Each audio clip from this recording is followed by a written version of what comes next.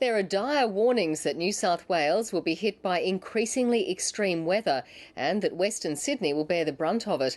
The latest report from the Climate Commission predicts a future of bushfires, floods, heatwaves and rising sea levels unless action is taken to cut emissions. It also says Sydney's west is already feeling the impact of climate change, becoming hotter and drier than other parts of the state.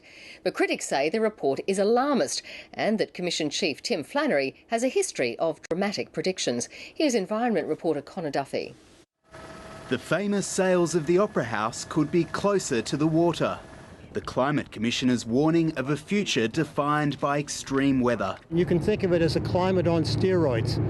We're going to see longer and more intense droughts, and when those welcome rains come, the chances are they're going to be more intense. The report warns that coastal regions face a real risk of the sea level rising by up to a metre. Much of our wealth and infrastructure and assets are concentrated on the coast, and with rising sea levels, especially when combined with storm surges and localised flooding, there are a number of threats.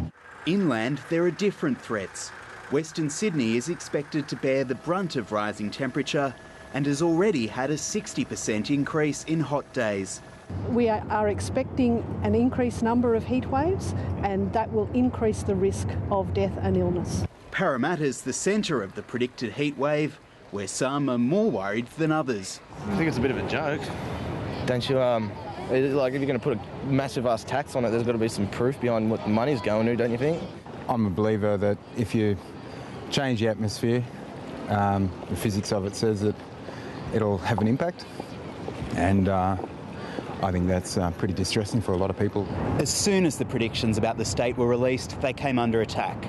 Critics say Professor Flannery has a record of making overly dramatic forecasts about climate change, particularly past predictions about dams running dry when Warragamba overflowed this summer. Look, I've been really consistent in what I've said, which is that we've got a water problem in this country. It's a land of drought and flooding rains, as Will has said. Just because we've had a few wet years doesn't mean that we're going to, that the problem's solved. Professor Flannery says most Australians still accept climate change as a problem. Connor Duffy, ABC News.